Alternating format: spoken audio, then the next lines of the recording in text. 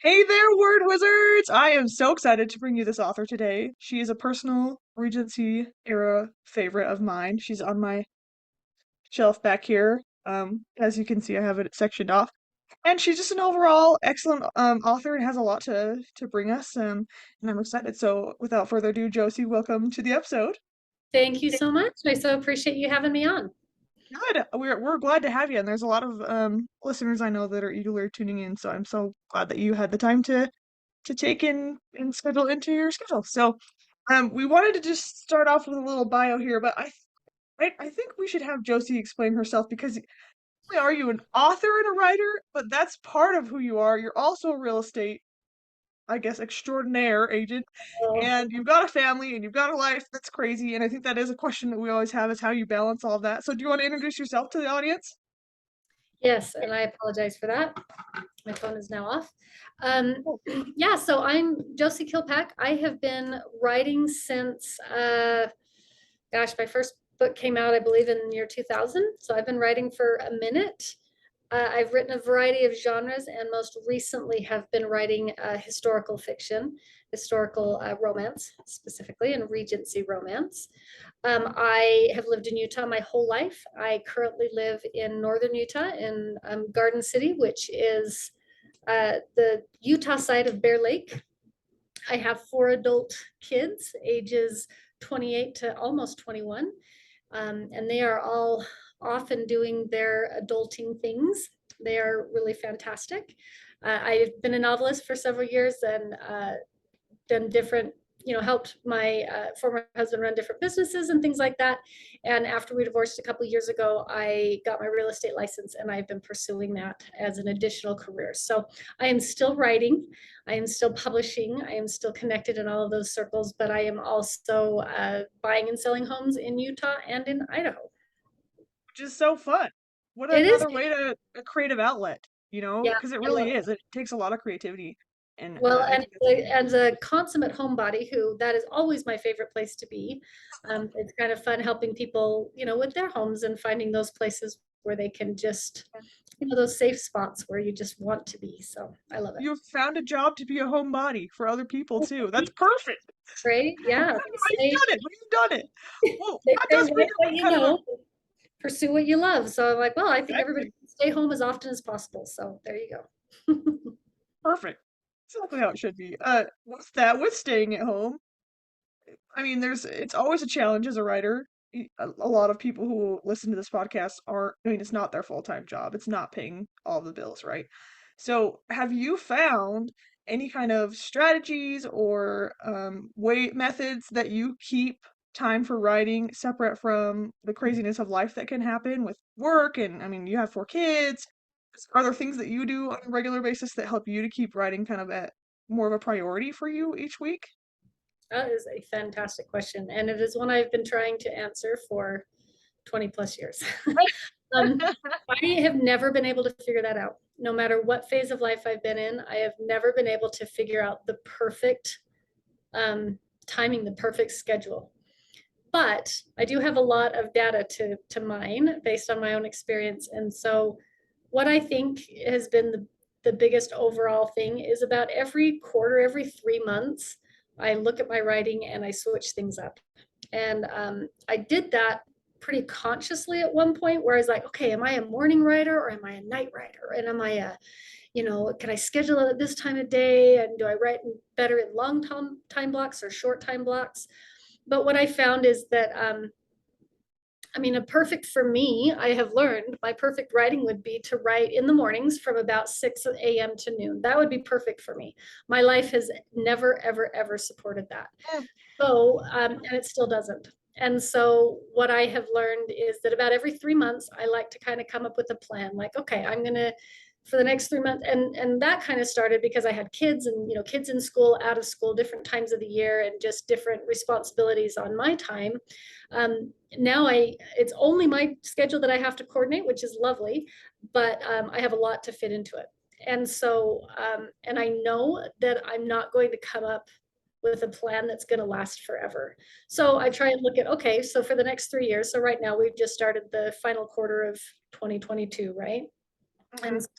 I look at that, okay, from now to the end of the year, what can I expect of myself? What do I have on my plate? What am I involved in? And where can I where can I fit it in a reasonable way that I can achieve, that I can hit those marks. And I haven't done that yet for this quarter. So I need to do that. And then with the idea that in January, I'm going to look and my year's going to look different. I'm going to have different trips planned. I'm going to have different responsibilities to family. I might have different kids living with me at that particular time.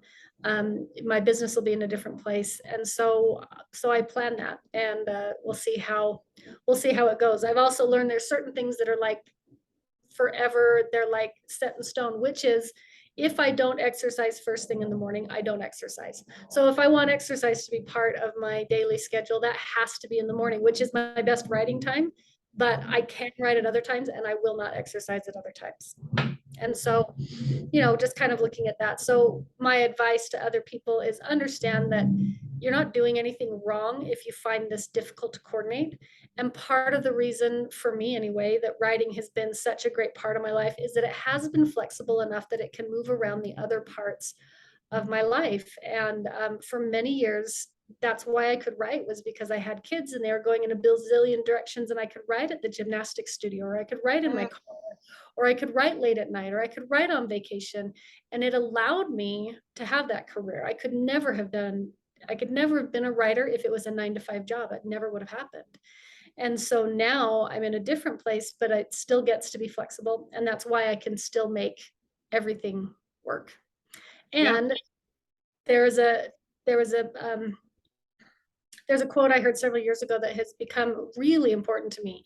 And it is that which takes me away from my writing gives me something to write about.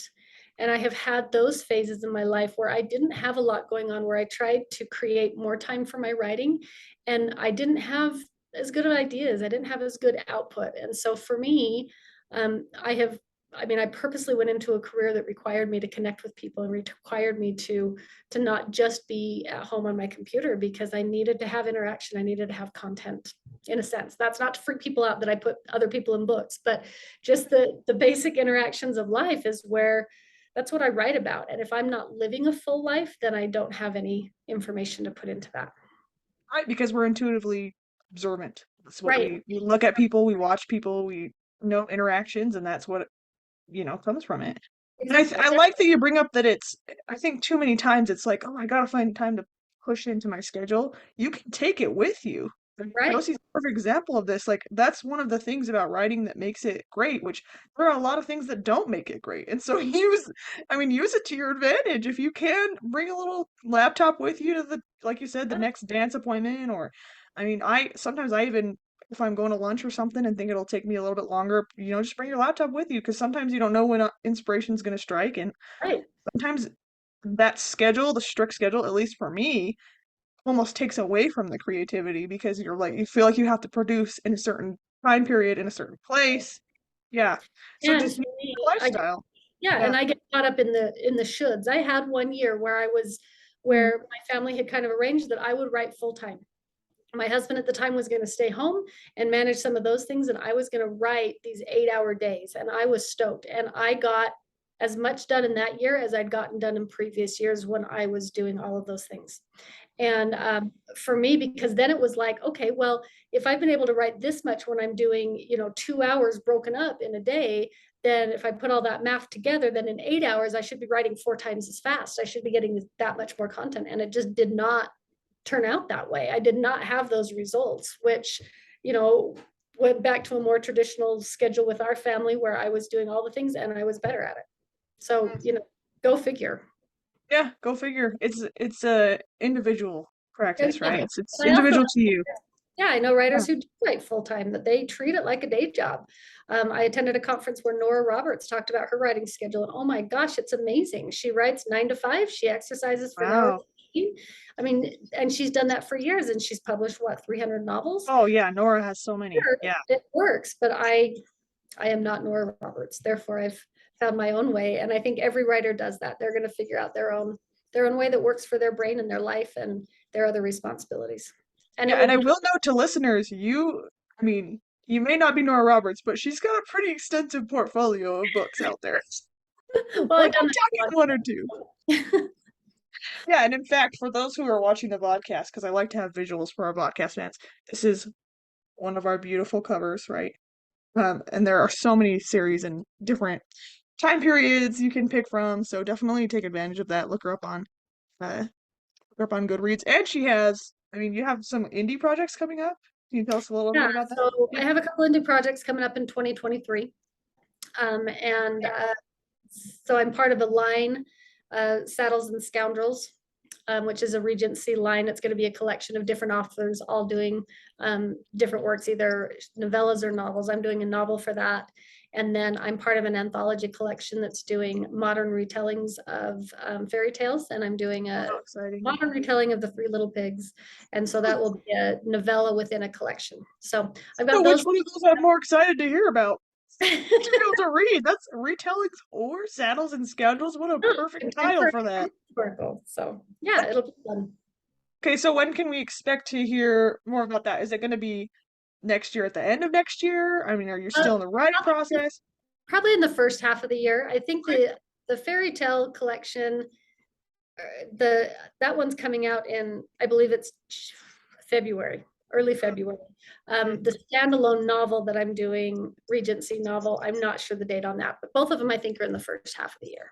well, And then I'm I have excited. national projects that I'm kind of developing, and we'll see where they come.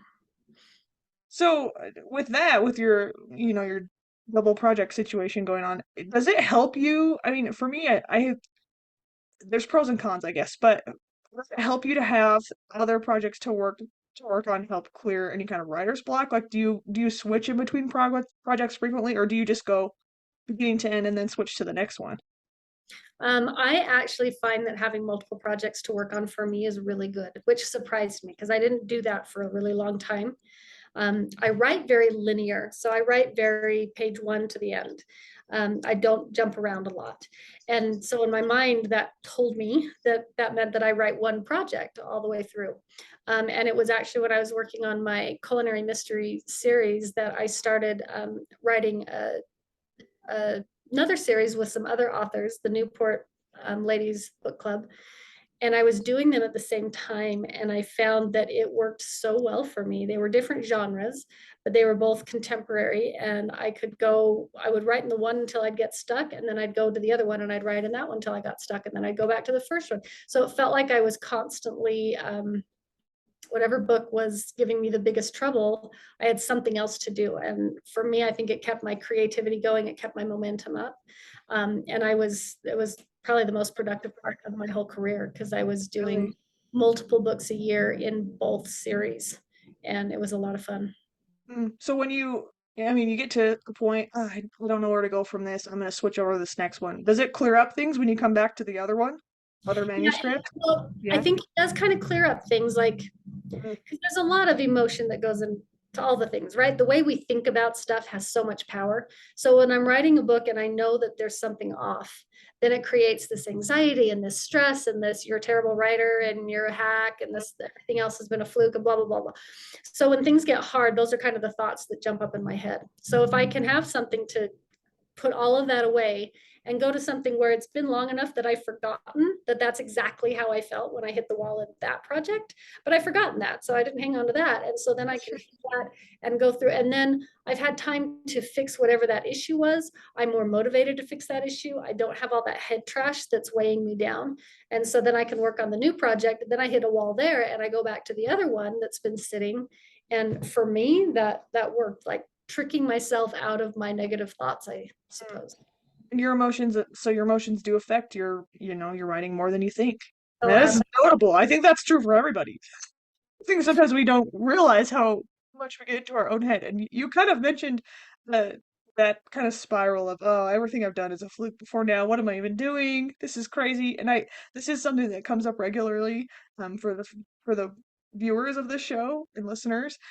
So I mean, do you do anything to remind yourself of why you're a good author, why you love what you do in those dark times of the soul when you're like, is this even worth continuing right now? oh man, you ask fantastic questions.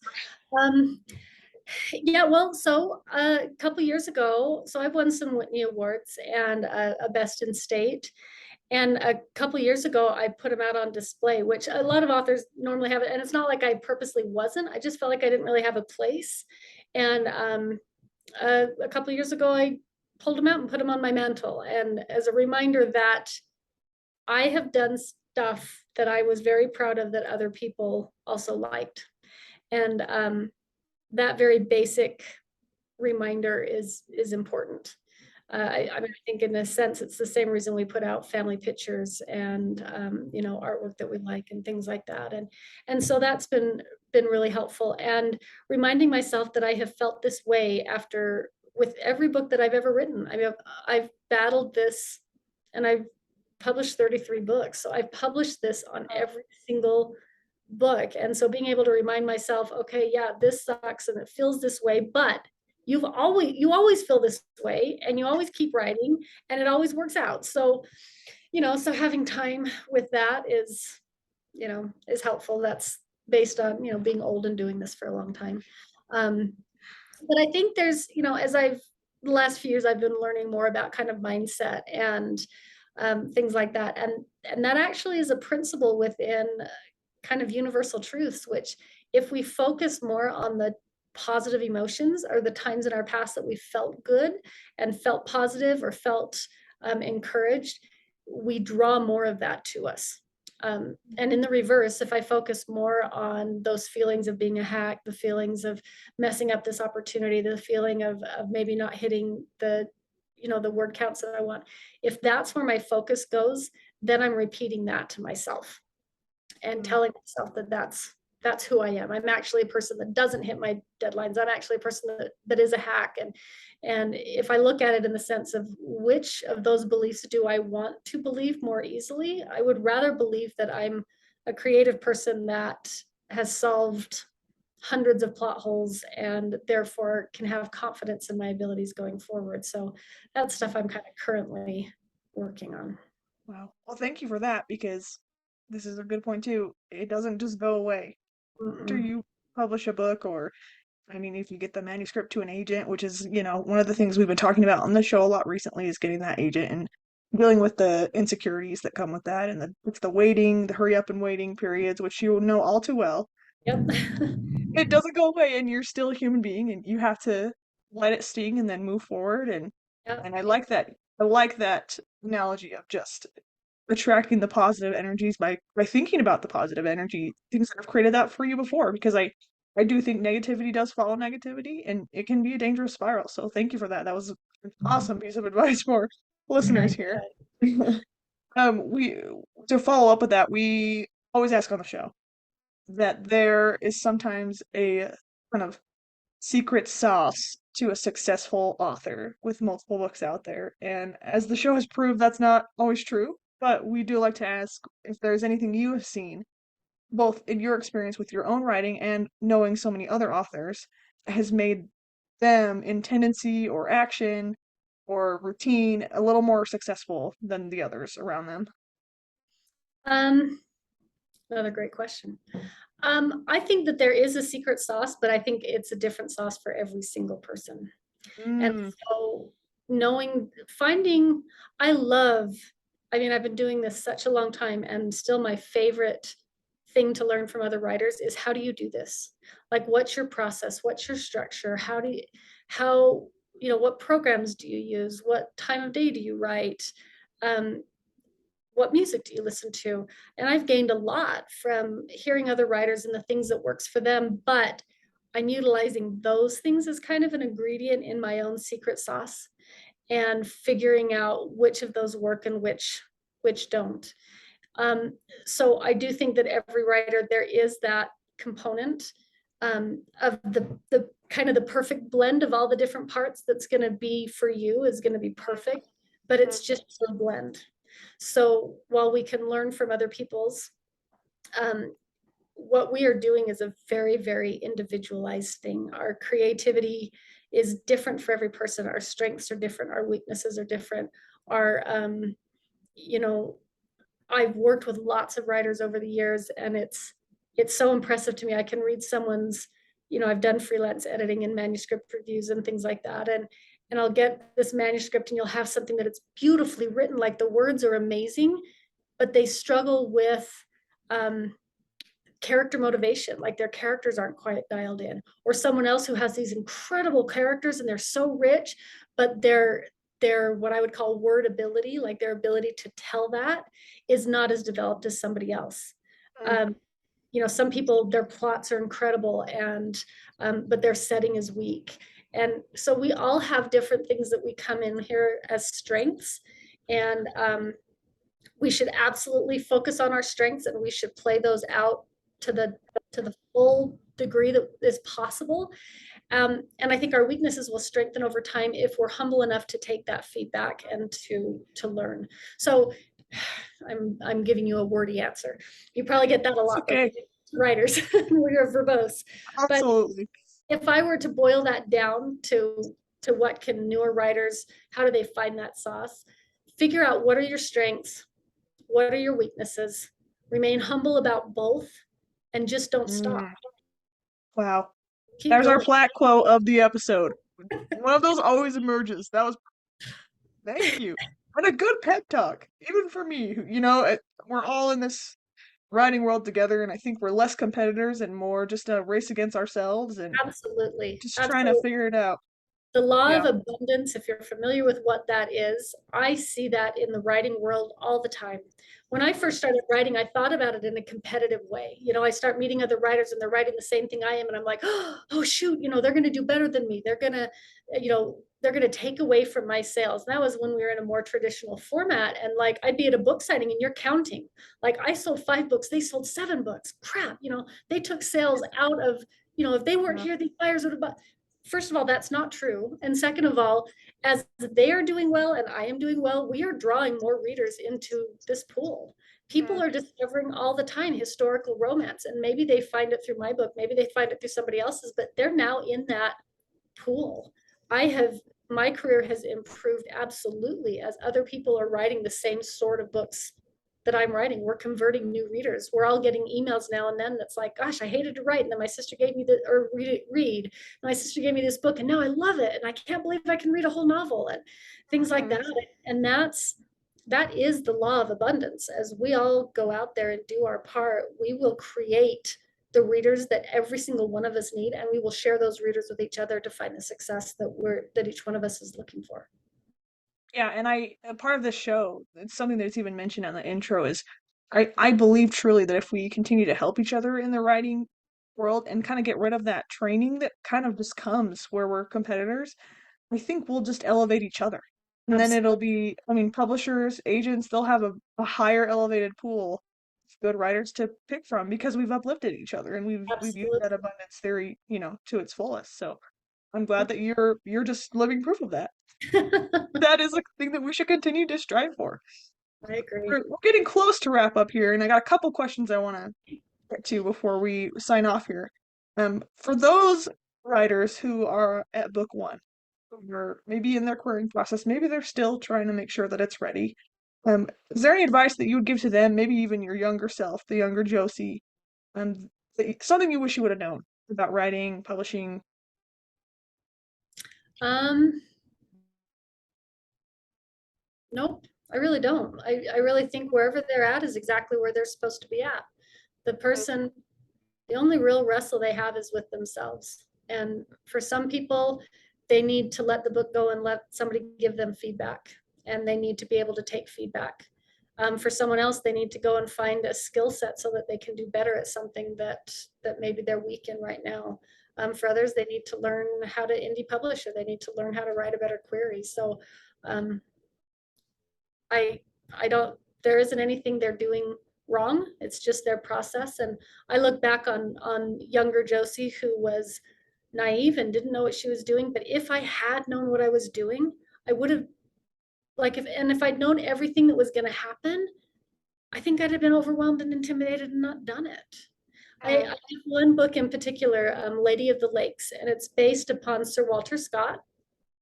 And I knew who he was basically, and I did, I did the research and I wrote the book, and I tried so hard to get to Edinburgh while I was writing the book. But it was February, and everybody I talked to said, do not go to Edinburgh in February. And it was expensive, and family-wise, it just didn't time out well. And so I wrote the book based on, what research I could do and the things that I could learn. And I was very pleased with the book. And then years later, well, not that long later, 2 years later, I was able to go to Edinburgh.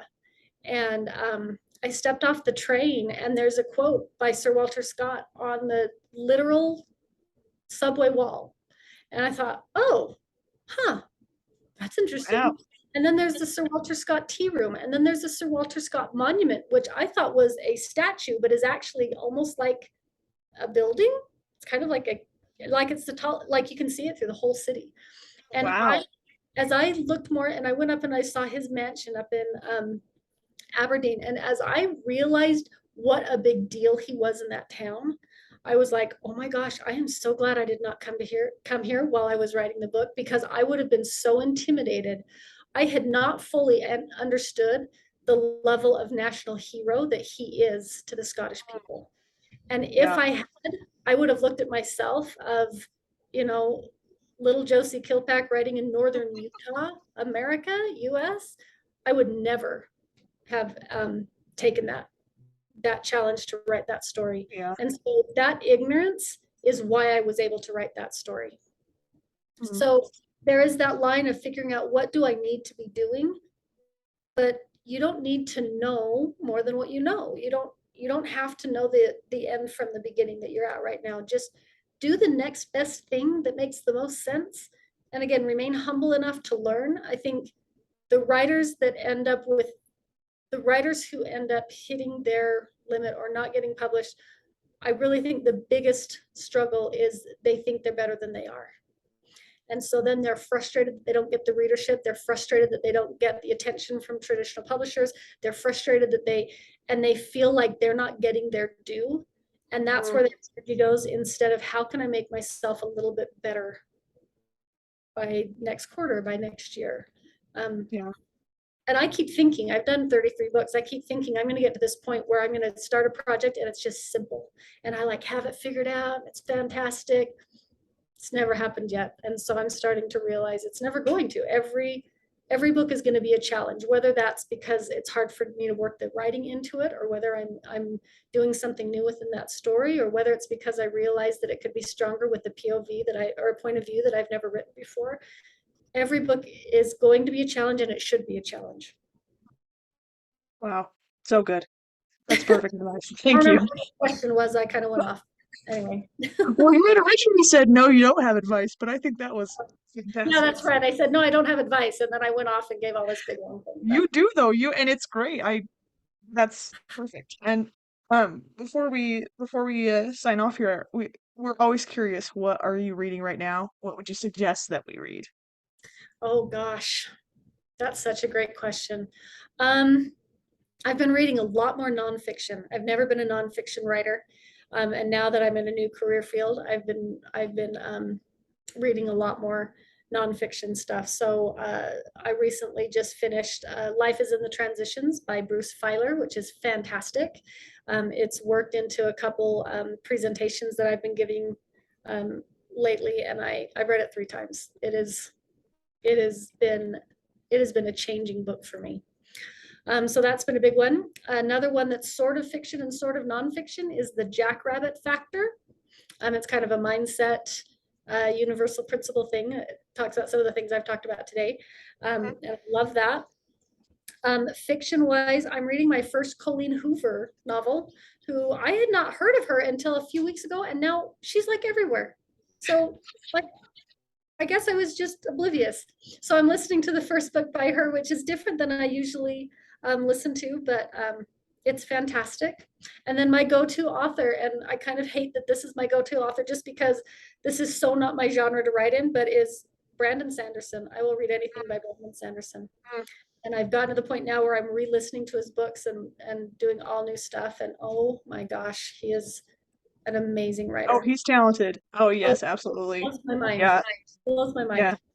And it's okay to read outside your genre anyway. It gives you new Well, ideas, right? So, yeah, oh, absolutely. But I don't, like I've always felt like I don't have a brain for science fiction and fantasy. Like even as a reader, like I get too caught up in how would that work? You can't have a world Mm, with two moons. You can't have, dragons can't talk. Like I get very caught up in that kind of stuff. But then I read Brandon Sanderson, I'm like, oh yeah, I totally see it. Yeah, it's totally coming together. That makes perfect sense. So he crosses genres. He's mm-hmm. a great He writer. is. He's a genre bender and he's good.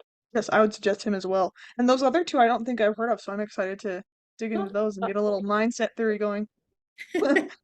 Josie, how can we, this show's about community, so how can we become more a part of your community? I know you've got a novella that's been out a little while, The Connecting Door.